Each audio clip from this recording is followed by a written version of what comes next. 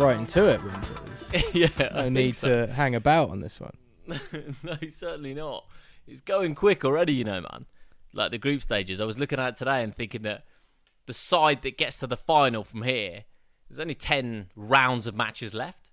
You know, it's quick. It goes halfway through the group stage. I mean, we were talking about match week 4 is kind of the big one of really seeing who's actually going to have a chance to get out of these groups. And we're there this week coming up. Like, it's starting to get do or die for a few people. I just did some quick maths, Ollie, before we dive into the nitty gritty of each group, right? I just did some quick maths. Love maths. Great. Cheers. Okay, so there are 6 Brazilian sides in the group stages and the 6 Argentine sides, right? Yep. The Argentine sides have scored 25 goals. Ooh. The Brazilian sides have scored 51. Jeez. The Brazilian sides have scored double the amount of goals. And I was also thinking that like the dominance of the Brazilian sides this year looks really big. And we'll get onto this later, Ollie. But just the fact that when Palmeiras and Flamengo and other Brazilian clubs rest and rotate, they still win games. And when Boca and River rotate, they don't win games. Yeah. And that's a big thing. And that tells you everything you need to know. These Brazilian squads are huge. They have to be because of all the ridiculous amount of games they play. But, I mean...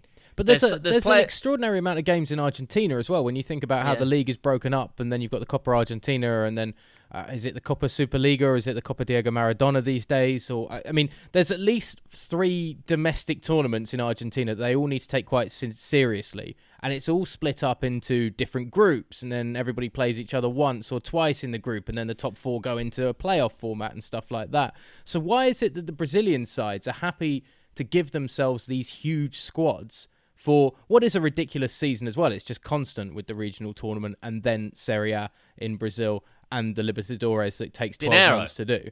Like, dinero. It's money. That is in they can afford to have the bloated squads and keep these players on wages that means they don't run away. And Boca and River can't do that. They have to keep a slimmed down squad because they can't have, you know, Nacho Fernandez sitting on the bench or anything like that. So I think so they have a smaller squad with a better caliber of player, so they pay the money for better players and focus on one tournament, as opposed to the Brazilians that have the money to pay a similar level of player across the board and have bigger depth. Yeah, okay. I think so, yeah. I think so, because still Boca and River's first 11, as we'll hopefully see throughout the, you know, as the tournament goes on, are a decent match for some of the Brazilian sides. We will see. Let's go straight into Group A, Ollie, and Defensa Justicia 1, Palmeiras 2. Is Rony the best player in South American club football? Yeah, at the moment, yeah. I wanted to ask you this after the Flamengo game. When we talk about that, who would you rather have at this point, and who would you rather have over the last 3 years of watching the Libertadores? Bruno Henrique or Rony? Rony. Even over the 3 years, yeah, because we went huge on Bruno Henrique. No, of course we did, yeah. And I understand the kind of flavour of the month argument. But at the same time, I think Bruno Henrique, he just fades out of games and he gets injured more. And you know, maybe he's a bit more of a sensitive soul, I think, sometimes. Whereas Rony just looks like the last 12 months, just absolutely ruthlessly consistent. Listen, 2 marvellous goals from Rony. And both of them set up by Luis Adriano. I WhatsApped during the week and said, how about the pass for the first? And you were like, well, what about the second? But I mean, the first one, the weight on it is amazing. And you know, they're both really clever finishes. And Luis Adriano just sets them up so neatly and so quickly as well. He doesn't sort of hang around on the ball. The celebration as well from Rony. Did he always used to do that? He's got the acrobatic, the somersaults. And I always feel like when players start doing that, they never roll it back. They're just going to do that till they get injured doing that. But did he do that last year? I think he has done on previous occasions. At least 2 years ago, I vaguely recall covering a game where he did do it. He's always had it in his locker, Windsor. That's the thing with Rony. He's always had all of these tricks in his locker. But he loves it now. Like real. I mean, it's gymnastics. It's an amazing. Any player that can do it is just an amazing skill. But I mean, listen, Palmeiras 3 wins from 3. Rony's got 4 goals now in the tournament. No sides defended it, as we always say, since Boca in 2001. But 20 years after that, Palmeiras are going to come very, very close. Yeah, I do worry about how Defensa y Justicia approached this game. They played a very high line at times, and they did leave. It sounds weird to say they left their back four exposed, because you think with four defenders at the back that should be enough. But with the front three that Palmeiras play with, and the support they have coming with that front three just off them, there's a real chance you need to play three at the back with two wing backs, whoever takes on Palmeiras at this point, with the way that they're running the show offensively, which sounds very American. But I do think they really left themselves exposed, and playing a high line. I understand the desire to try and fight fire with fire on home soil, be aggressive, but you can't afford to do that. I mean, we saw that with Independiente del Valle when they played in Brazil, and they were exposed for having not enough men back behind the ball at times and playing a high line, and Palmeiras got in behind them time and time again. And a similar thing happened, not as frequently, and it was the diagonal runs that Rony's making, which are so difficult for defenders to pick up, because nobody's really sure as he comes across who's meant to be tagging him, who's got the run. Is it the right back? Is it the centre back on the right side? Is it the centre back on the left? And by then it's too late. They're all stood around watching who should have him, and he's sticking it in the back of the net. So the approach may have been wrong from the Argentinians, but again, it's difficult to pin down how you should approach this Palmeiras side when they're in this sort of form on the continent. Really, really tough. They're that good. And I love the blend of youth and experience in their side as well. You've got Luis Adriano coming back in there. And then you just got some of the young players. You know, Renan started, who scored on Matchday 1. And that's not even mentioning so many other quality footballers they got. So we could talk about Palmeiras, and we will continue to talk about Palmeiras throughout the competition because they're that good. But what about the other game in Group A?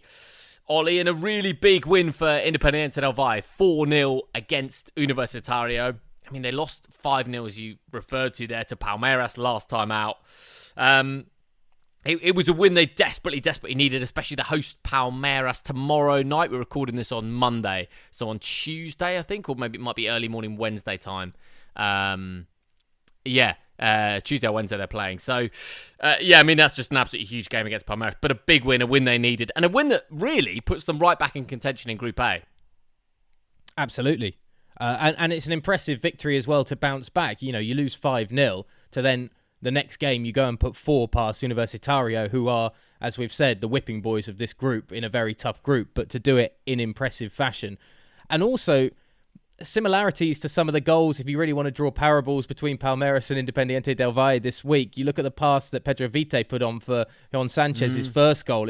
It's a lovely, lovely ball into Sanchez and a great finish. It's Sanchez coming back into form and actually playing a slightly similar role to Rony on that left side, coming in, scoring 2 cracking goals as well. The second one, the dummy from Pejerano, that allows Sanchez to have a little bit more time as the ball comes across the top of the 18-yard box, and Pejerano looks at it and he's like, I'm not going to have that, thank you very much. And then it's really nice, yeah. And then Sanchez curls it home. They got a bit of luck with the second goal for Murillo. Christian Ortiz's the fourth was very simple for them, but it's the impressive performance that they needed to bounce back. As I say, it keeps them right in this group, going for second place against Defensa y Justicia. It's all anybody in this group can hope for at this point right now, so an important victory for them. Yeah, and Matchday 6 is Defensa y Justicia home against IDV. Yeah, you just wonder about whether that one will, that one might decide who finishes second in the group and who goes into the last 16 in the tournament. Christian Ortiz now with 4 goals for the tournament. We've got a lot of players. We'll talk about this a little bit later, I think, with Gabby Go and the like, Ollie. But we've got a lot of players who are racking up the goals early doors in this competition. Yeah, I mean, at least we're not going to be thinking about the Golden Boot winner is going to be somebody who scores them all in the qualifying stages this year. We're going to have somebody who's genuinely bagging the goals in the group stage and throughout the tournament. Ortiz has been the fire in the front line for Independiente del Valle. A big loss when he's not been playing for them in this competition. But as I say, I think I'm just really pleased to see somebody like Sanchez, who was so good 2 years ago and then really seemed to lose his way with Independiente del Valle. And he's played a few times this year now. He hasn't played in every group game for the Ecuadorians and not in every game of this tournament either in terms of the qualifying stages. But when he has played, the performances, and more importantly for me, the attitude and the energy is there. Now, I was chatting with Joel Richards, who covered the game, obviously friend of the show. I think we're allowed to call it that. We called it a network last week. I think a show is probably better to call it. And both pushing it, to be honest. But yeah, it's technically a show. We're still there. And he was suggesting, for all, I mean, you can talk about the Pejerano dummy, the way he sometimes does kind of neatly pull the strings in the midfield for Independiente del Valle. He was making the case that perhaps he needs to retire, or at least step away from being the leader in the heart of that pitch. Because they seem to have a crop of really good youngsters coming through that can perhaps fill in that role. But also, he is a bit of a liability and gives the ball away quite a lot. So do you think Pejerano's elder statesman position in that side should be under threat? Or do you think he's an integral part still, a useful body to have in there for experience on the pitch and as a leader and somebody that has been there before when there are all these still a few fairly untested youngsters around them? From what I've seen, he's still, and granted, I'm not watching as many 90-minute IDV games as Joel Richards probably, but from what I've seen, he's still pretty important for this side, Ollie. And there is a lot of young players in this side. And I think just to have that calming influence of Pejerano is really important to sit in front of the back. I know that you can become kind of reliant on that figure. And if you take him out of that side, perhaps everything gets a little bit pacier, a little bit more two-touch, whereas Pejerano wants to take the ball, he wants to look to his left, look to his right, he wants to just play in the centre circle, he wants to have a chat with the referee, he wants to just pull the strings from that position. Whereas if you took him out of the side in terms of the evolution of the side, and IDV are one side that really have managed to evolve and reinvent themselves over the last 5 years or so, I mean, the thing is, it's not like you have to make a decision because time will just make that decision.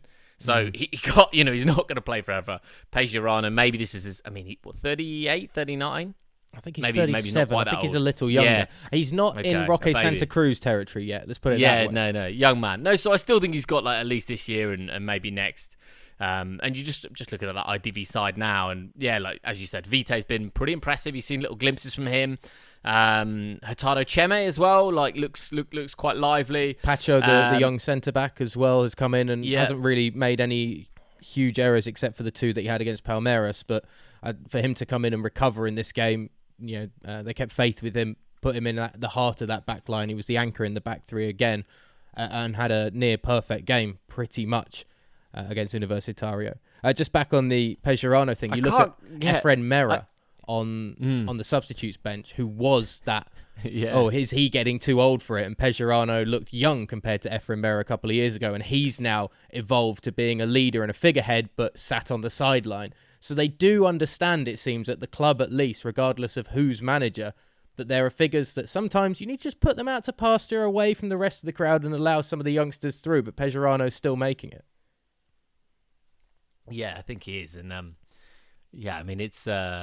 We spoke about it with the strikers last week, and it's hard to do, I think, when players have got that experience and they're integrated into the side to kind of to move them on and to move players on that have contributed so much to the football club and do it tactfully and not kind of disrupt things in the dressing room as well. I think is pretty tricky, but it sets up Group A really nicely, I think, for the remaining three games. Look, Palmeiras, they're cruising. They're going to be through. Universitario, as you say, the whipping boys of the group. But that second spot is whoever goes through.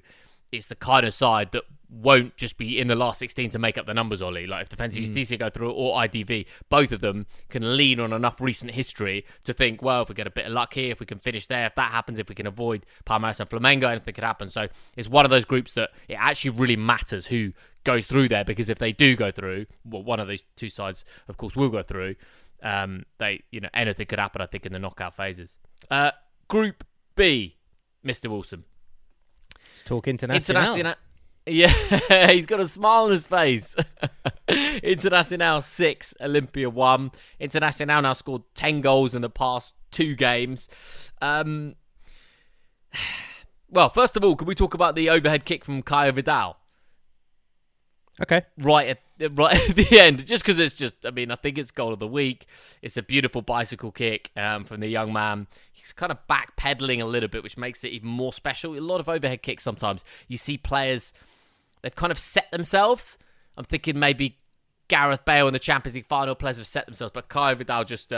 he just does so well to kind of backtrack and produce this beautiful bicycle kick to make it 6-1. Before that, they were just totally dominant, Internacional, and Yuri Alberto was very impressive, bagged a goal for himself, could have scored more, actually. and perhaps the Miguel Angel Ramirez era, Ollie, is really up and running now. Well, if it seems that way with 10 goals in 2 games. I mean, you cannot argue at the last 2 scorelines that Internacional have put up, and in particular, I think more poignantly, against Olimpia. This isn't against Deportivo Táchira or somebody like that. No disrespect to those teams, but this is arguably the second best side in the group, the side that we thought was probably most likely to compete for perhaps top spot with Internacional. Just doesn't look the case now. This was a whitewash. Victor Cuesta, 2 goals in 2 games in the Libertadores. Another header from a set piece. The Argentinian centre-back coming up top. I actually thought, though, Thiago Gallardo's second goal was perhaps the best goal of the game. I know an overhead kick's an overhead kick, right? But it's a wonderfully because of how calm he is. Goal. Yeah, it's a wonderfully classy goal. It's superb, the finish. And that for me just seemed a little more spectacular. An overhead kick spectacular, but for me, an overhead kick, you want a bit more like top corner maybe and hitting it a little cleaner or something, Whereas if it's not Trevor Sinclair, he's not interested. There's always an element of luck to a lot of the overhead kicks that we see, right? And you can point out Sinclair, Rony, was it Mandzukic had an incredible one in a Champions League final for Juventus, stuff like that. But the Ronaldo one, of course, as well. No, Bale's against Liverpool. Bale, Ronaldo's against Madrid for Juventus, or am I getting those the other way around? Just before he moved to Juve, wasn't it? Yeah, that was it. Yeah. I digress, going on through Europe's greatest overhead kicks. We'll save that for a separate podcast in the off-season. But I think a lot of them do have a big element of luck, whereas to see a finish like Thiago Gallardo's second, the way it is... Thiago Gallardo, his second is executed. It's perfectly executed of how he wanted to do it, which is why I think it just raises the bar a little bit more for me. But he was awesome on the night. Edge Nielsen, the penalty, any comments on the run-up? It was another Hasselbank style, like slow. There isn't really one. No. But I mean, there isn't really a run-up. It's almost like these players think the shorter your run-up can be, the kind of nicer it looks on the eye, maybe. I mean, if it goes in, it looks great. I mean, we won't even talk about Sergio Aguero's penalties this past weekend, only because it actually just infuriated me. And I don't want people to remember Aguero's winning goal to win the title. I want people to remember Sergio Aguero for that. Oh dear, you're losing all of the Argentinian fans now on this podcast, surely. You know what I want? I want Aguero's crowning moment at Manchester City to be the wasteful Panenka, which I know you hate anyway. He's... I just think... I mean, listen, Sergio Aguero is an unbelievable footballer, and he potentially has the most iconic... Apart from Michael Thomas, he potentially has the most iconic moment in the history of English football, which is just beautiful. But the penalty, I don't really understand it. Just put it in the back of the net. What are we talking about, Ollie? The goal... but the goal, you're absolutely right, from Thiago Gallardo. It's... I just love that kind of composure in such a tight space inside the penalty area. And it's easy to do, isn't it, when you're absolutely steamrolling aside. But just to have that cuteness and the little chip precocious finish as well, it's lovely. So Inter, I mean, wow. Yeah, 10-2. 6 goals for Inter, the second time in the competition's history that Inter have scored 6 goals. I won't tease you with can you guess who it was and what year, Windsor, because it was 1989, a 6-2 victory over Uruguayan giants Peñarol. For Olimpia, though, it's not the first time they've conceded 6. It's not the first time they've been defeated by such similar hefty margins. They lost in 2012 to Lanús 6-0, and back in 2000 when Club America were in the competition, an 8-2 thumping they received, which is... That's good history, man. Yeah, they've got a record of this sort of shenanigans taking place. But you are absolutely right when you talk about Olympia. And we don't want to lean too much on history when the year's 2021, but they are, 3-time winners of the competition, multiple finalists. This is a big football club. And to get humbled like that is really, and in the manner they did it as well. I mean, the second half display, it was just so dominant from Internacional. And below that Palmeiras Flamengo tier, there's 2 or 3 Brazilian sides that will feel as though they can go really deep. I think we're getting to that point of what we kind of started talking about last year on the podcast, is Brazil could start taking over this continent. And you see the gulf in one of the best from Paraguay. And certainly one of the best, considering what happened in the league last year with Inter in Brazil, but still just an unprecedented result. The chasm between these two in quality on the night was quite extraordinary.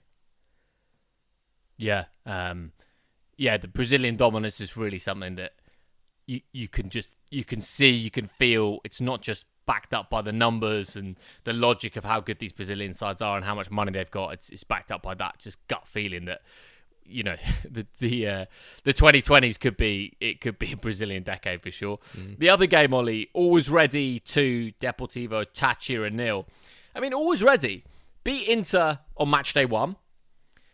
Then they were 1-0 up against Olimpia away from home in Asunción. And Olimpia did score a couple of late goals and won that game. But now, Always Ready, you know, they're beating Deportivo Táchira. Yeah, people will throw in the caveats, La Paz and blah, blah, blah. But at the end of the day, Always Ready have 6 points from their opening 3 games. They're level with Inter in the top of the group, albeit Inter ahead because they've got a better goal difference. But really? Always Ready. Really? What, do you think Inter got a better goal difference? I would never have thought that. And Always Ready just, yeah, I mean, fantastic start for them. Look, I've said it before, I've said it again. Marcos Ovejero is just a terrier in the front line. He is, I was thinking about this earlier today. He is the quintessential South American footballer that will never make it on any other continent of football. But what he does in South America and the style that he goes about it, you accept it, particularly in the Libertadores, particularly on home soil in Bolivia. He must be horrible to defend against because he's scrappy, he's fighty, but when he gets a bit of space, he doesn't move with a flow and he doesn't glide across the pitch. It's quite almost stampy. It's exactly what you'd expect from a fairly short and stocky is the correct term because he's not chunky or anything. He's just solid. He's built short but solid. And it makes him so difficult to deal with and contend with. And I was so pleased he got his goal after 24 minutes in this game against Deportivo Táchira, who did very little in the end. Always Ready controlled large parts of this game. Yeah. And maybe a soft penalty at the end. Maybe the scoreline is reflective of the game, but a little harsh still on Táchira. But the Bolivians were good. Yeah. John Mosquera puts it away, the penalty on 82 minutes. He had a spell in Germany. Don't remember him though. Not at all. Do you? No. Had a little spell in Germany and then he was in like Denmark and China, a bit of a varied career. But and the next 2 fixtures coming up this week, Always Ready home against Olimpia. You know, Deportivo Táchira at home against Inter. But if you look at that and Always Ready, they've got to be thinking, hang on, Inter have just been battered. Olimpia have just been battered at Inter. We're riding high here. If they can pick up 3 points, they're well on their way to the last 16. And again, we don't want to bark on about it, but it's difficult to go to Bolivia and play these teams at altitude. And this is going to be a really tough game for Olimpia to get a result. You know, if Always Ready are able to do the business, it doesn't really matter about the margin. They've got a 3-point advantage over Olimpia. It would make it very tough for the Paraguayans with 2 games to go to eat into that. And there may also be, you know, if Inter and Always Ready can both go through with a draw and things like that, you may start thinking about that. I'm not saying there would be any collusion, but it has happened before with sides that are willing to, well, this works out for both of us if we just kind of play this out this way. This is bad news for Olimpia at the moment, and they really do need a victory, I think, or at least a share of the spoils coming out of Bolivia this week. Yeah, agree. Let's go on to Group C. Santos 5, the strongest 0. I mean, it's a great result for Santos. It's a result that they absolutely needed. Make no mistake about that. Before we talk about the game, Ollie, I want to get the stat in because I think you might have it as well. I'm not sure, but okay. So Santos has scored 13 goals in the group stages and qualification, and what have I got? So 5 of their 13 goals scored in the Copa Libertadores this year have been scored by teenagers. And the starting lineup is just, every time you look at it, it's ridiculously young. Ridiculous. Like Marcus Leonardo, this is the starting lineup against the strongest. Marcus Leonardo is a teenager. Gabriel Perani's pretty young, I think. Same for Vinicius. Kaiki's a teenager. Kaya Jorge's 21. They got Angelo on the bench, who was the youngest scorer in Copa Libertadores, or second youngest scorer in Copa Libertadores history, I think. So, or maybe the youngest, can't remember. But anyway, either way, the youngest. Yeah, it's a ridiculously young Santos side, and I mean, we can't talk really about Santos' result without talking about the Barcelona-Boca game almost in tandem, Ollie, because all roads lead to Santos against Boca this week in the Copa Libertadores because Boca lost, of course, against Barcelona. I do want to say on Santos, this result is important, but it is against the strongest. It is a caveat that needs to be mentioned. These squads are so big. There is still a lot of talent in this Santos side. It doesn't come... I know they've had their woes already in the Copa Libertadores. It doesn't come as much of a surprise, though, that they get the job done emphatically against the Brazilians this week.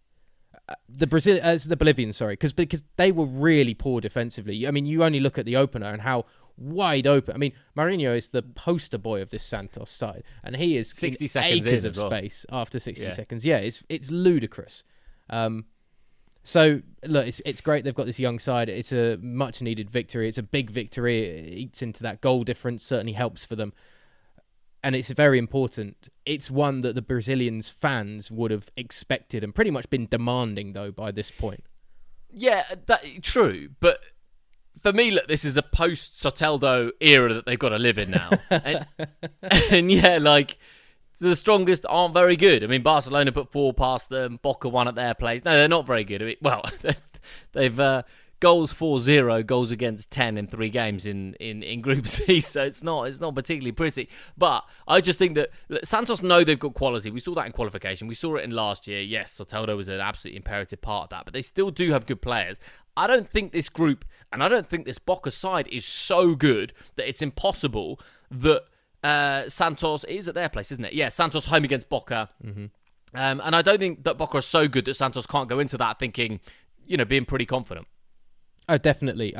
The only thing especially with Boca, with what Boca did, I know they rested and rotated. We can talk about that, Ollie, but yeah. Boca's defence is still Boca's defence. I mean, they only conceded 1 against a Barcelona side that gave them absolutely everything. Again, Barcelona were very good on home soil against the Argentinians and almost relentless in their attacks, and still Boca were able to weather most of the storm without their starting goalkeeper as well, without Armani, which is something I'm sure you'll be happy to kind of touch on about as well as that Andrada, as the complexities of his situation and in a starting 11, out of a starting 11, positive, negative with COVID tests. But in terms of Boca, they've still got that great foundation. It's always with Boca. They need somebody to light the fire going forward still.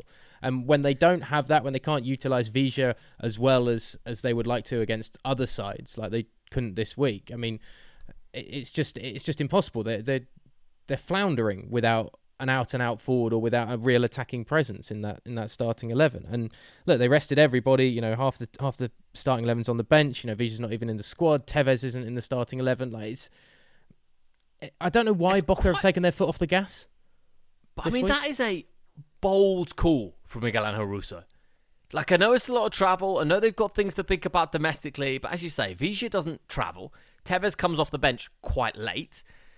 I mean, it's a really punchy move, knowing that they've got to go to Santos next, and Santos wins. Suddenly, Boca and Santos are both on 6 points with only 2 games to go, and you're thinking, Jesus, Boca and... Listen, I think Boca will probably go to Santos and get a draw or better. But at the same time, I think it's... it was a punchy move. Really interesting decision from the boss. As for Barcelona, Ollie, let's give them a bit of credit. I mean, Carlos Garces scored he scored their first goal in their 3 games in this group so far, and the first goal was always so crucial. He's in a rich vein of form. Looks really like he's just a poacher in the box, isn't he? Really, really good. I just want to talk about Mario Pineida as well, who set up the Garces goal. I don't know whether I've just got a little bit of wax lyrical about him before. Yeah, maybe too much. But I was looking at him, and I was just looking at his history this week. 28 years of age, actually left IDV in 2015, which is an interesting time to leave IDV in their history with a Libertadores final the next year and all sorts. So I wonder if there's something that sort of keeps him up at night. Not too smart, mate. Not too smart, this guy. No, but I just think he's one of those players, Ollie, that, listen, he's a 28-year-old fullback that's never left South America. He's not going to be spotted or seen or spoken about, is he? And he's not. Yeah. But at the same time, he's really, really good. He's fun. He's fun. He bombs down that left-hand side. His delivery's exceptional. And I just really like it. Barcelona, one of only 3 clubs in the Copa Libertadores this year not to concede a goal, Ollie. 3 wins from 3, 9 points on the board, and with Santos hosting Boca this week, and Barcelona travelling to the strongest, I mean, they could wrap things up after match day 4. Are we both in agreement that this is Barcelona are the best side in this group? They are actually the best in quality. I'd want to see Boca's first 11 against Barcelona. Okay. I mean, it's interesting that, as you mentioned, there are a host of changes. Alan Varela, a 19-year-old teenager playing the central middleman role. I mean, it's a bit ludicrous to be that I guess fulcrum is the word I'm looking for, in the heart of the pitch. That's a word in the English language. Is a word, yeah. It does exist. That's good. Jara's a bit of a bit part player. Javier Urbano is, fine, but not anything special as a youngster up top. It's gutsy from Miguel Angel Russo. It's quite ballsy. I wonder if he was maybe hoping. I can't remember which game came first, or if they're at the same time. I wonder if he was hoping maybe Santos continued to stumble. Or he's just like, listen, if Boca can go to Santos and take a point, then he might think, that was a good decision then to rest Villa. I mean, Villa's he's such an important player for them. He really is. Andrada, look, I mean, I don't really know the complete ins and outs. I'm just repeating what I've kind of read and seen. I don't have an into Andrada's inner circle, but it does. I mean, it is. So he travels with the side, tests negative, then tests positive, so can't play. I mean, there's a lot of just testing positive and negative, and this all came apparently from Andrada's wife, who threw a party and a few people got COVID and this kind of stuff. So, I mean, listen, thou shalt not judge, Ollie. So who knows? You should go and get a vaccine at the Monumental.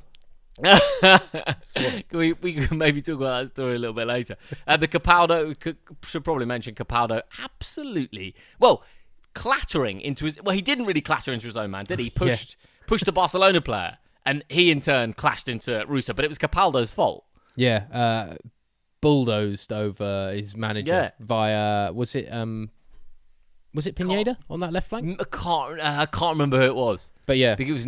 Yeah. But it really took him out. This wasn't like a manager that slipped and fell. I mean, this wiped was a body out blow.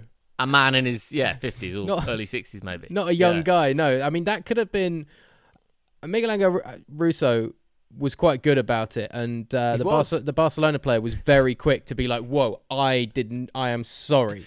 Which was quite important, I think, because that's one of those moments that you could have easily seen in a tight game and a big game in this group, flaring up and then lighting the blue touch paper to turn this into an absolute kicking match for the end of it. And instead, it didn't happen. It was all settled very amicably, which was weird. Not used to that. It was very peaceful, but it was that is an athlete. That is a 20-something-year-old prime athlete hurtling towards you. That's going to hurt, though. Like, it's a comedy moment, but it's also like, oh, Jesus, that was it's quite punchy. All right, I think that wraps up Group C. Ollie, I mean, can I ask you for a sort of a little prediction then? The Santos Boca, I mean, it's a standout standout game in match day 4. What do you reckon? Boca will win. Boca will win on the road. 1-0. Quite boring. I think Santos will... It's a big result, but again, it's not that impressive for me, the victory over the strongest. It's a result that was there. It's more of like a showpiece statement. You bring out your one-trick pony for a big session to get everybody rejuvenated again, and then... 1-5-0, mate. And then it goes away. Yeah, against without a doubt, the weakest team in the group. That's why, That's why it's the same as the Independiente del Valle result. They battered Universitario, and it was a result that needs to happen, but it's not necessarily the result that we should get excited about. There are way tougher tasks that this Santos side is going to face, and whether the mix of like these really young teenagers and a few old heads is going to work against a Boca side that, look, they're still looking for revenge as well, Boca Juniors. They're not going to be... Yeah. They will love the fact that they could potentially put Santos out of this competition, without a doubt.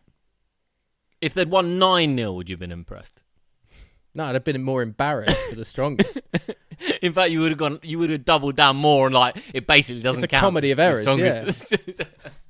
It's a joke. I shouldn't be in the competition. This is meant to be the best clubs. Nobody in this tournament should be getting beaten by more than 4 goals wherever they're playing. I remember Middlesbrough once losing like 7 or 8-0 in the Premier League, and there was an article saying that nobody, like, it is genuinely almost unacceptable. There's a point, I don't know whether it's the 5th goal or when a side, concedes 6, but there's a point where it's like you haven't conceded those 6 goals purely down to inferior technical ability. Do you know what I mean? Like 2 or 3 of those goals are just mentality issue because, you can, it doesn't need to be like that. Anyway, I think Boca will get a point, a 0-0 or 1-1 in Brazil, and that will pretty much be okay for them with 2 games to go. Barca top the group, Boca below them, Santos into the CONMEBOL Sudamericana. Yeah, something like that, I think. Yeah, fair. Let's talk about Group D. Let's kick off with Santa Fe 0, River Plate 0. I mean, it's another kind of... yeah, cool. Estás un poco cansado. Yeah, it was a bit boring. I mean, it was a bit boring. I think, again, it's punchy from Marcelo Gallardo. He's rested and rotated. I said at the top of the show that when Boca and River rest and rotate, they don't really win, and the Brazilian sides do. But I thought Federico Girotti, the young man who kind of led the line for River, was impressive. On another day, to be honest, he scores a couple of goals, I think, Ollie. Like, he was very lively, busy, had a couple of good chances, couldn't take them. That would have looked, obviously, like a much better result for River. Santa Fe had 1 chance that I saw, and it was a mistake from Leonardo Ponzio, who is nearly 40. I think he's 39. Really good save from Armani. Not too much to take from this game. We know what River do in the group stages. They kind of stutter and stumble and get through anyway. So certainly when you look at the group on paper, you'd think that Junior and Santa Fe still have a great chance. And maybe Junior do, but the reality is that that'll suit a 0-0 draw away from home. That's fine for Gallardo and River. You know why this game wasn't that important to River, don't you? You know the real telltale whether a game's important or not with River. Nico de la Cruz doesn't start? No.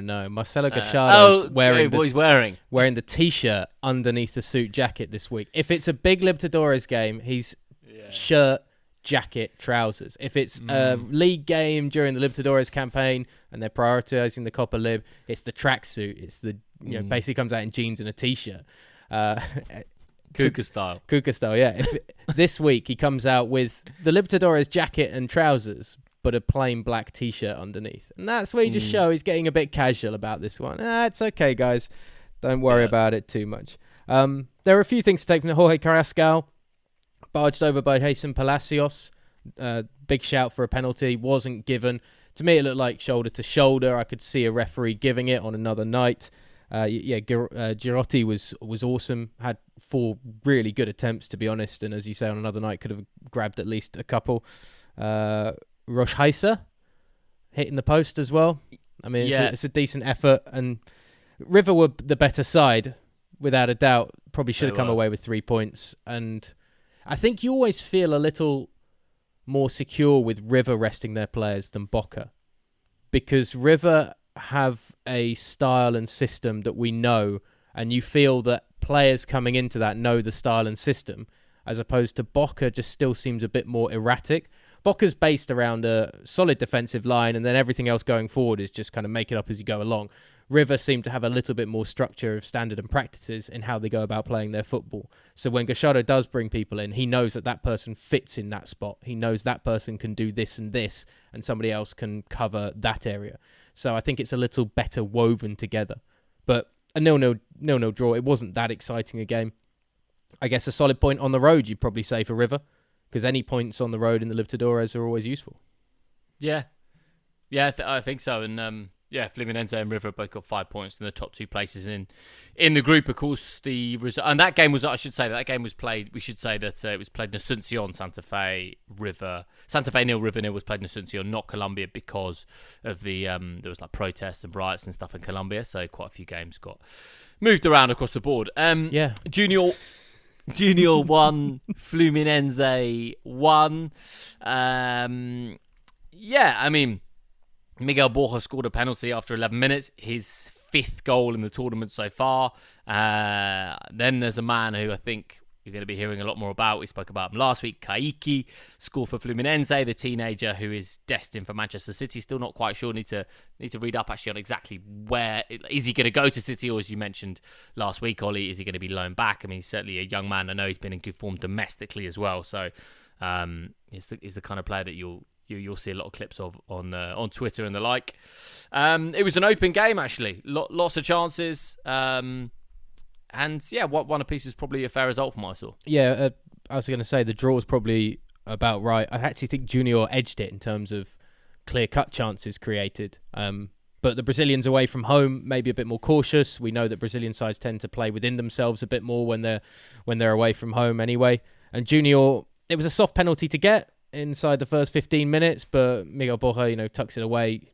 He's been in good form in this competition so far. And he and John Pajoy were very good as in the front line and had a number of chances to actually add to the opportunities and add to the score sheet, hit the crossbar a couple of times. But a point's a fair result. I like this group. It's been more entertaining than I thought it was going to be. There was a worry the Argentinian and Brazilian side would run away with it. But again, Junior, a bit like Barcelona, finally have just taken that extra step up and can compete with the Brazilians and Argentinians, at least in this group stage at the moment. There could still be a surprise in this group. Do you not feel? Well, yeah, I'm looking at the fixtures coming up. Fluminense home against Santa Fe. You'd fancy Fluminense to win that. But Junior home against River, that's the one, really. Like, if Junior are going to qualify, that's the one that they've... I don't think they can afford to draw that even. That would leave River on 6 points. Junior still 4 points off them with 2 games to go. And River would still have to play... Santa Fe at home and Fluminense at home. So yeah, I think that's a really big one. Junior at home against River, massive. And again, you wouldn't put it past Junior to give him a good go. It depends what Gallardo does with the team. If they go full starting 11, then that should be a result that's positive for River, whether a draw or a victory. If not, there's a fine line between genius and madness when it comes to rotating and resting these players, particularly with the squads that these Argentinian sides have. And it's gutsy. If you don't get it right, you can be, I think as Alan Partridge would say, up slack alley. So, sure, that's one for our foreign language listeners. Yeah, no, it is. And I also think it's so dangerous, isn't it? Because if Girotti scores one of those chances, or if Boca sneak a 0-0, then you completely change, and we would have talked for 15 minutes maybe about a different narrative about how clever Boca are, how great they are defensively, how they don't concede goals, how they're going to go all the way. So you've always got to be careful to kind of extricate yourself from that. Let's Group E, Ollie. I don't want to spend a large portion of my life talking about the results in Group E, because it was Racing 0, Sao Paulo 0, and Rentistas 0, Sporting Cristal 0. Yeah, not the best results again. After last week, we had 1-0 in the competition. A few more have just snuck in this week. Not having that. Look, Rentistas against Sporting Cristal, just to quickly kind of go over it. Washington Caruso, the former Independiente del Valle player, of course, who went to and won the Copa Sudamericana final in 2019. Don't know why I feel a need to keep getting that in. Many chances. Ollie's going to follow all of these footballers that were in that squad until the end of their careers, right? Wait for the Netflix documentary when it comes out of IDV 2019. Where are they now? It's going to go big. Beautiful. It's going to be for the hipsters. We'll gloss over this very quickly, I think. But Caruso had so many chances for Sporting Cristal, actually. The Peruvian side should have done better away from home. Rentistas, though, are still a very enjoyable team to watch in how they go about their football. They created opportunities for themselves as well. It wasn't an end-to-end encounter. It wasn't filled with a gluttony of great chances. But it wasn't necessarily like a stalemate, boring 0-0. Just neither side had that final bit of quality in the final third, be it the final ball or the final attempt on goal. Yeah, I mean, you look at Franco Perez, for instance. He has that moment early on where he breaks away, and it's like, all he's got to do is just stay composed and finish it. And then he has like a mistouch and kind of stumbles a bit, and then it all just goes a bit horribly wrong, and then it's all over and done with, and the chance is wasted, and you're kind of thinking, what could have been? So, yeah, those two aren't going to make a big impact in the group. If we have a look at Racing against Sao Paulo, though, unless you've got anything to add on Rentistas and Sporting No. No, I mean, I was just going to say that Rentistas next up, home against Sao Paulo, and what a Yeah, it's always a shame that there aren't fans in the ground, right? But for a little club in Uruguay or Rentistas, like the chance for, Hernan Crespo and São Paulo, this massive Brazilian club, won it numerous times to come to their place, would have been such a buzz, but c'est la vie. Sao Paulo against Racing, I was quite disappointed with the Brazilians, in all honesty. Gave it a good go at times. The left wing back, Reinaldo, looked a threat, bombing up and down the flank. I'm still undecided what Dani Alves is doing on a football pitch. Like, what is his role? His role is to be Dani Alves. And his role is to be like, look, I'm Dani Alves, remember? Like, remember what I did at Barcelona, remember? And I still... the first time I watched him play for Sevilla, I remember thinking, I must have been quite young because that was a long time ago now, right? The first time when he played for Sevilla, when he's coming through, I remember thinking, I have never ever seen a right back influence a football match as much as he has done. Never seen a fullback influence a game as much. So I'm a massive Dani Alves fan, but he's coming to the end of his career, and he's not. He can't really afford for his level to be drop off much more. I don't think, Ollie, just because this is a good side and they've got a good coach and they could win it this year. So it's, he can't just be there. There can't be any nostalgia from Hernan Crespo. If we get to the last 16 or the last 8 and he's got to make a big decision. I mean, he's going to play Dani Alves throughout the tournament. He's in the, he's the club captain. He's he's going to play. But I don't know. At some point, there'll be a tough decision for Hernan Crespo to make. It's easier with a Pejerano, even if he's not having a great game, because as the guy in the middle of the park, he can kind of just stand there a bit. Doesn't have to be the box-to-box guy. Whereas Dani Alves is meant to be playing on the right wing for this side.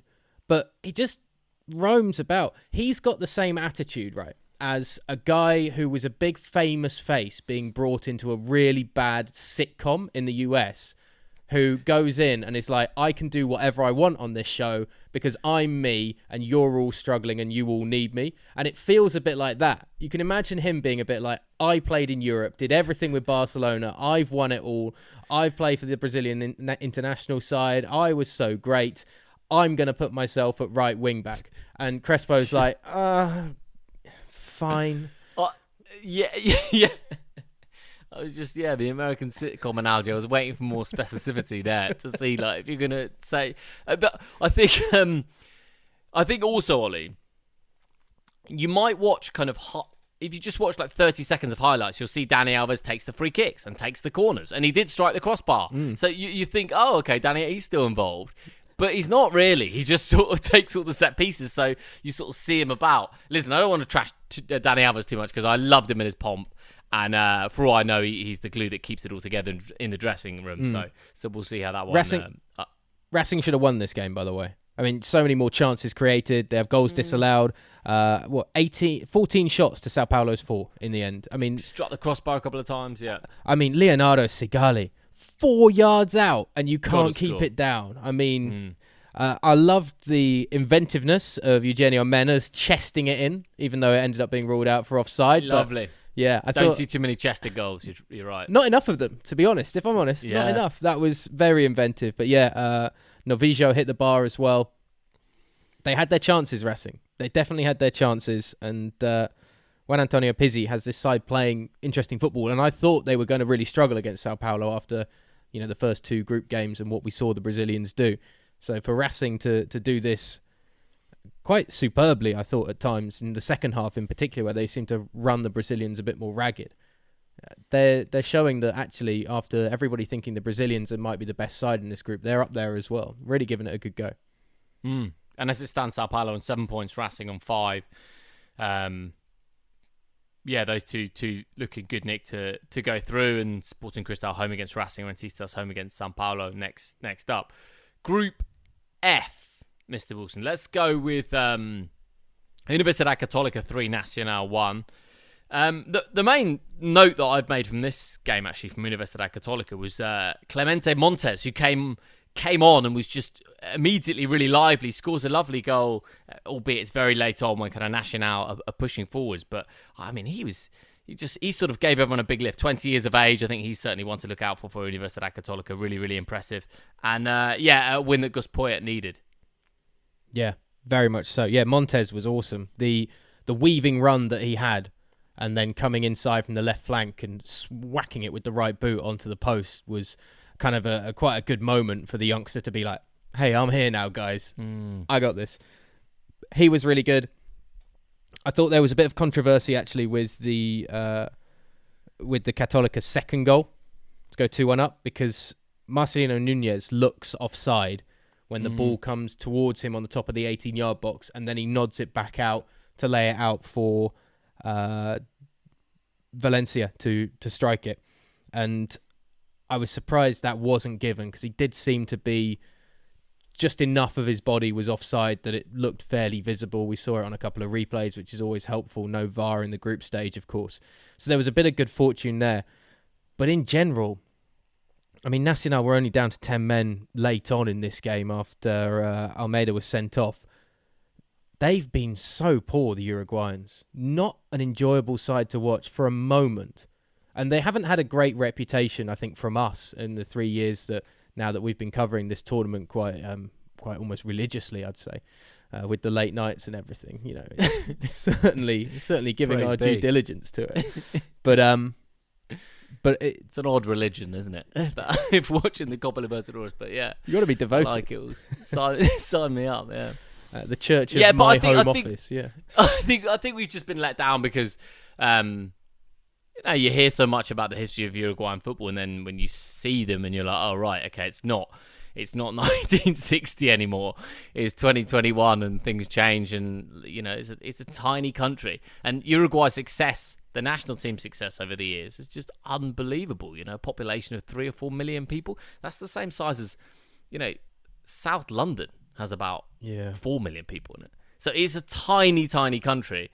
And they've punched above their weight for so long, and that, you know, clearly that's represented in the domestic clubs that they've got. And Nacional, looking pretty sorry for themselves. 1 point from their opening 3 games. Católica as well.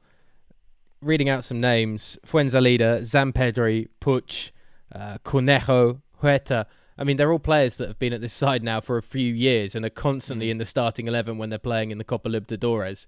And the experience at times does shine through, but it was interesting that they did rely on really Montes. His impact coming off the bench made them a much better side going forward than any of those other players could do while they were on the pitch. And it will be fun to see what happens with Montes' career, because I know a number of people in South America looked at that and were like, that is a very impressive performance. Only played 8 or 9 games in the league last year, I believe, so he's certainly not exactly tried and tested. So it was a big moment, in fact, for his career. Yeah, definitely. And the other game, Atlético Nacional 0, Argentinos Juniors 2. This was also played in Asunción, Paraguay, not Colombia. Argentinos Juniors, I mean, Ollie, nobody saw this coming. I mean, we didn't see it coming, but, you know, people that, you know, Pete and people that cover Argentine football much closer than us didn't see it coming. So 3 wins from 3, 9 points. Great brace from Gabriel Avalos. You really composed finishes, and they're heading for the last 16. Fantastic finishes. A little bit of good fortune in the build-up to both of them, with a few defensive errors and a couple of, again, bumbles in and around the 18-yard box. But look, if the Spanish-speaking and Portuguese-speaking journalists out in South America all tip Argentinos Juniors to have a really rocky road in this group, and there's no chance they're getting through, they'll be lucky to get third, I will go with what they're saying at that point, having not watched them week in, week out. I will believe everything that's being said to us. But you've got to believe in a team that has the creativity of Kevin McAllister from Home Alone in their back line. I mean, something's going to go right for them when they're under duress and under pressure. They've come out 3 wins in 3 games. No, they've been surprisingly good. We spoke about it last week in the build-up play for their goals last week in their victory, how surprised we were that they were such a good side, so fluid going forward. And we didn't necessarily see that on the road this week, as you probably wouldn't expect, but it's another victory. And odds are that they're going to be going through from this group, and it's no more than they deserve from, I don't want to say plucky performances, because it sounds patronising, but they've been very good in this group. Definitely the best side, without a doubt. Yeah, easily, yeah. The next 2 games are at home, and then should they need a point right at the end, they're away at Nacional on Matchday 6. So, yeah, I mean, they're all set to go through. Group G, Mr. Wilson. Let's talk about Flamengo. Well, in many ways, I think this was the best game of the round, actually. Liga de Quito 2, Flamengo 3.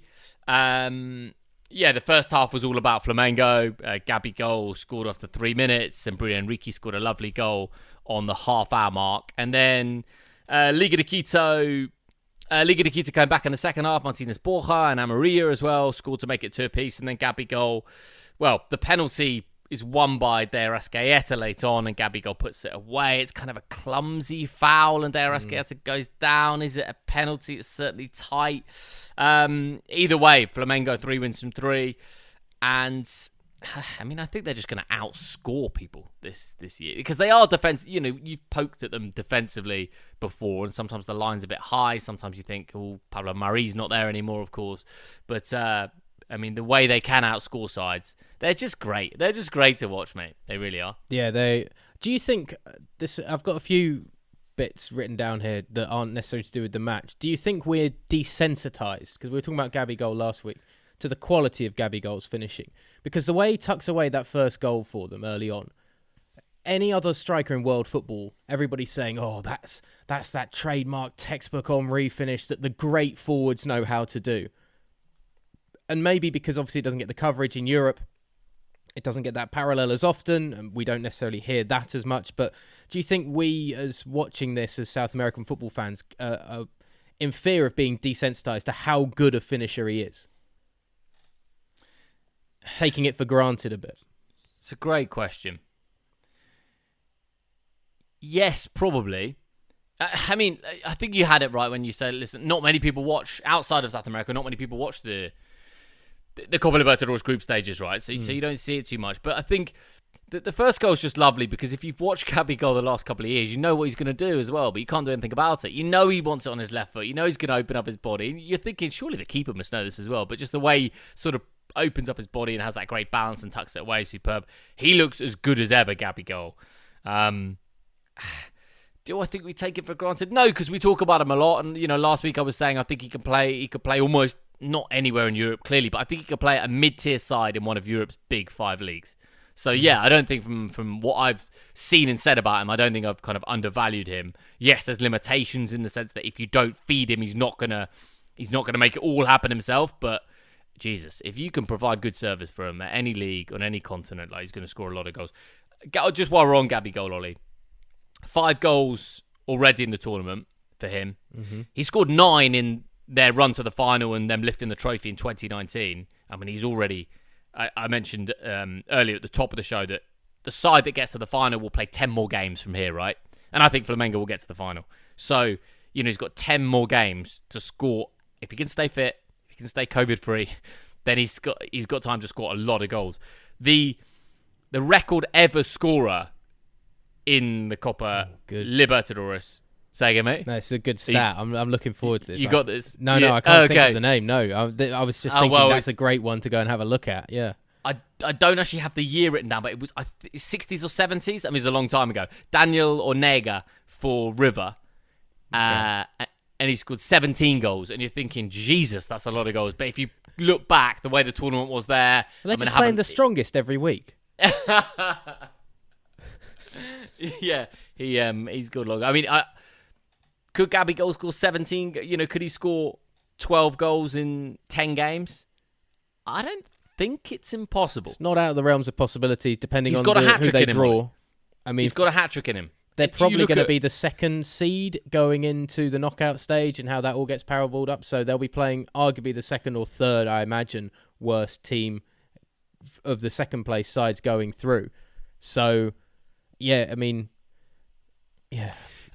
I mean, how good do you think he is? I mean, where can he play? He is that finisher. He's just a perfect finisher, and he has a great supporting cast to feed him. God, I almost don't like the way you say that, though, because you're just like... No, I'm not negating his hard work, but I also think like this, everything is so perfect for him that in this Flamengo side, the possibilities are almost endless for how good and how prolific he can be, particularly in the Copa Libertadores, particularly with the way that Flamengo are having to go about this. We just need to score more than everybody because they do concede goals.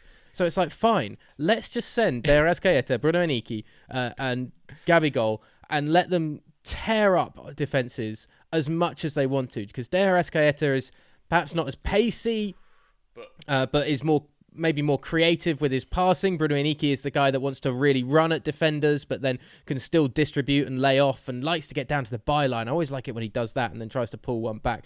And then Gabigol's there. He's a hard grafter. He can turn a man when he's got his back to goal. He can create the space for the shot quite comfortably. And he knows where the goal is all the time. And he puts himself in the position in the pockets of space inside the 18-yard box to have those one-touch finishes as well.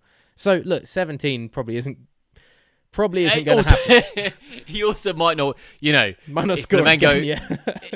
But I mean, there's so many variables with something like that. I mean, you look at, as I said, like injuries and COVID and everything else, and also the fact that if Flamengo beats Union La Calera, then Rogerio Ceni might just rest Gabigol the last 2 games of the group, right? He's got lots going on domestically, so he might do that. But I mean, if he plays him, if Gabigol plays in the 10 remaining games that they have, assuming they get to the final, he's scoring 7, 8, 9 goals, I think. He's just too good. And he's just very, very good, yeah. But then again, Bruno Henrique scores the best goal of the game and perhaps the best goal of the week again, because that hit is so early, so sweet. I really liked it. When I actually wrote in my notes as I was watching it, I just wrote, "Oh my God," because I thought it was a wonderful hit. Wonderful hit. Bit of curve, bit of dip, strikes. That's it the really religion early. of South American football. There it is, right there. That you're praying to the deity that is Bruno Henrique's goal, the second for Flamengo. Credit to Liga de Quito for the fight back. Sure. The Christian Borja header, and then the bundled home second. I felt a bit sorry for Caruso when he gives away that penalty at the end, only because I think he gets his leg. It is a penalty without a doubt, but I don't think he's intended to fall in that position in the end. It looks like his leg gets caught underneath him slightly as he's going to the ground, and it makes it easier for him to miss the ball and bring down the man. And I think on another day, that challenge actually gets the job done in terms of taking the ball, and Liga de Quito perhaps come out with a point instead. Doesn't end up being that way, unfortunately for them. But yeah, it's at least a spirited fight back. They're just still those fine margins separating them and a side like Flamengo. Yeah, I mean, they're a decent side, Liga de Quito. Still back them to go through. I think Pablo Repeto is my favourite manager to watch on the touchline. Don't know why. It might be the umbrella from Matchday 1 that kind of set me off on him, but just watch him. He's just got such a great prowl. I think it's awesome. The other game in this group was Union La Calera 0 Vélez 2. Massive win for Vélez. And they're home against IDV next, and that puts them in the group. Well, it just kind of brings them back into contention, really. Their first win in 3 in the group. They're on 3 points. Liga de Quito on 4. Flamengo up and away with 9. So, yeah, massive win for Vélez, Ollie. Yeah, very nice team goal for their opener for Vélez Sarsfield. Lovely, yeah. Shoddy defending, but nice build-up play and solid finish from Busat. And then they cap it off with the Orellano goal late on, which, again, a player that didn't necessarily make the biggest impact with goal scoring last year in the Sudamericana, but was very important for their run to the semi-finals. I mean, La Calera down to 9 men by the end of it.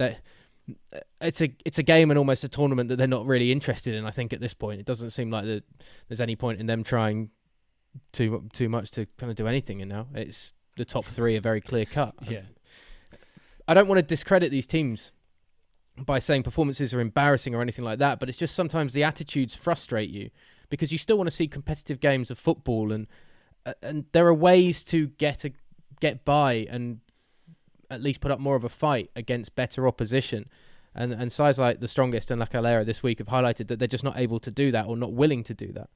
I'll almost give sides a pass against the Brazilian teams, just because when you stack it all up financially, there's a clear disparity. But against kind of Argentine sides, really, there's, obviously there is a financial difference between those two clubs. But I'm inclined to agree with you there. I feel sorry for them as some aspect of it as well. You do feel sorry for them because you look at the group table, and Vélez probably, I don't think, deserve to be on just 3 points at the moment after 3 games. They are still in the fight, though, for that second spot. And it's going to be interesting between them and Liga de Quito for the end of it. But only being 2 points ahead of Union La Calera now doesn't do justice to the gulf that there is between the bottom side in that group and the other 3, I think. That's fair. Group H, wrapping things up with Group H. Atletico Mineiro 4, Cerro Porteño 0. Listen, Hulk is a different player to Gabigol, at a different stage in his career, but he's a finisher, and he's an awesome finisher when he gets the chance. He's got 4 goals in the tournament. Savarino and Vargas got the others. Cerro Porteño, it was just a little bit sad to see them really dismissed so comfortably by Atletico Mineiro. Cuca had a smile on his face actually on the touchline. He was really enjoying his side play. Every time I sort of see them, I think Nacho Fernandez is getting a bit more involved in how they're playing and what they're doing, and they're obviously trying to go through him quite a lot. And Atletico Mineiro top of the group with 7 points from their 3 games. And another Brazilian side with a forward who's now on 4 goals, and Hulk scored as well on the weekend after his glut of goals last week. Scores on the weekend and then carries it on this week as well. I mean, there's some sort of time machine in the Copa Libertadores at the moment. Everybody is ageless right now. Hulk looks as good as he was perhaps at Zenit St. Petersburg. Cerro Porteño were poor.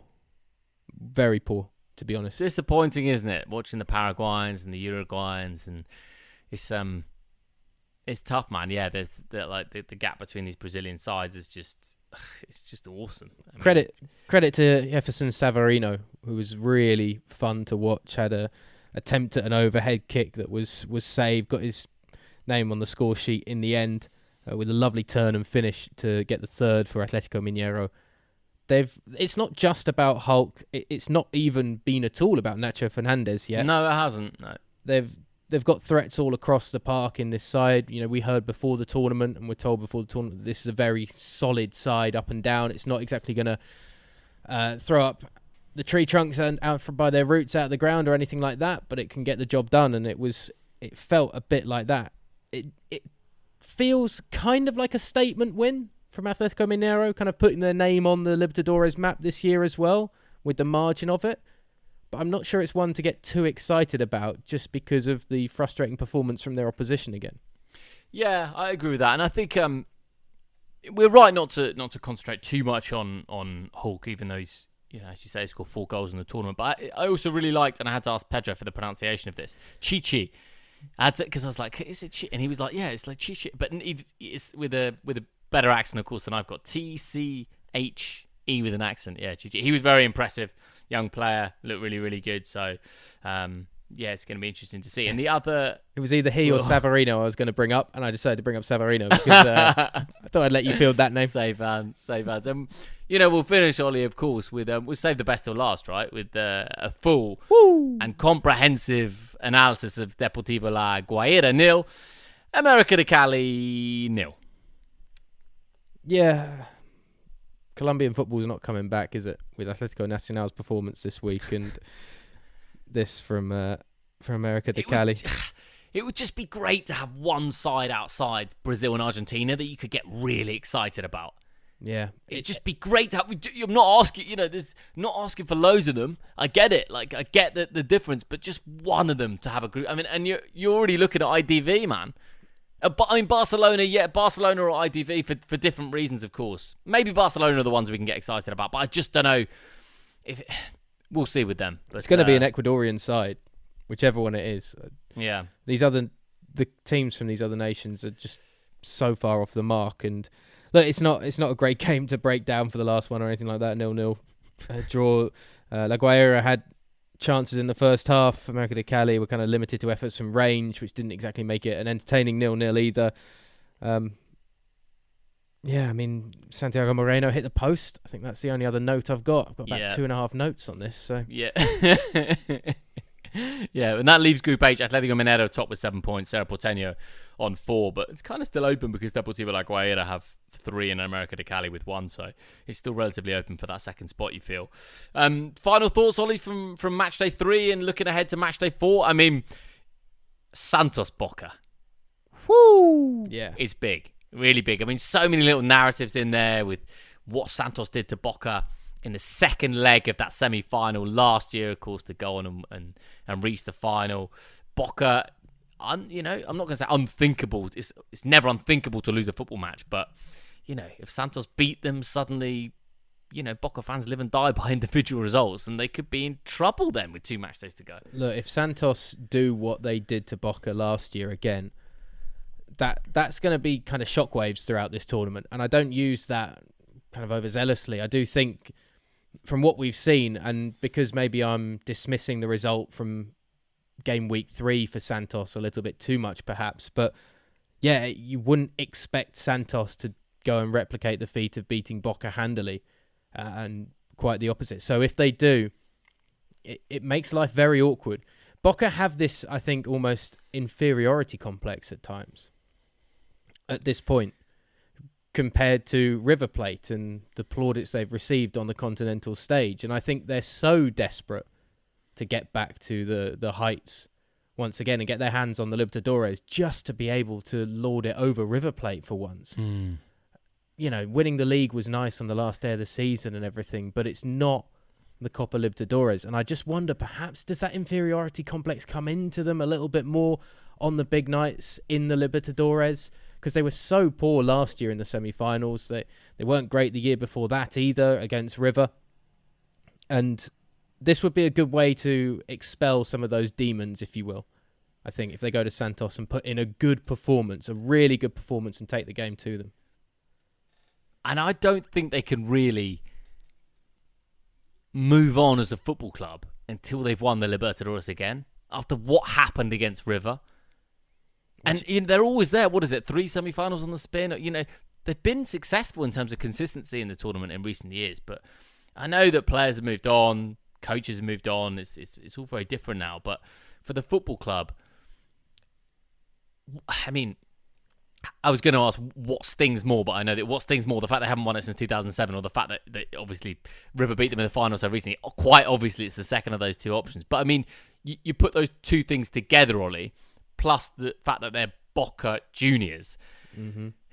It's hard to think there's pressure on any more football club on the continent this year. Of course, there's pressure on Palmeiras, but they won it last year, So if there's an abomination in the quarterfinals for them, you can kind of chalk it off. Flamengo won it in 2019. There'll be big pressure on them, of course, this year. But Gallardo never really has pressure. But I mean, the pressure on Boca, I think that there's the most pressure on them of any club in the tournament.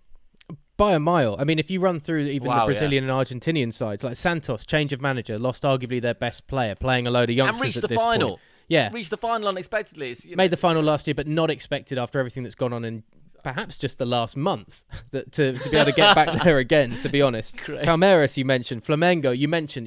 There's pressure on them because of the money and the players they've got. But again, won it 2 years ago. So a great run in the tournament will probably do all right. Sao Paulo, first time back in the tournament in a couple of years last year. So anything better than last year's performance, which was fairly woeful, is good for Hernan Crespo at that point.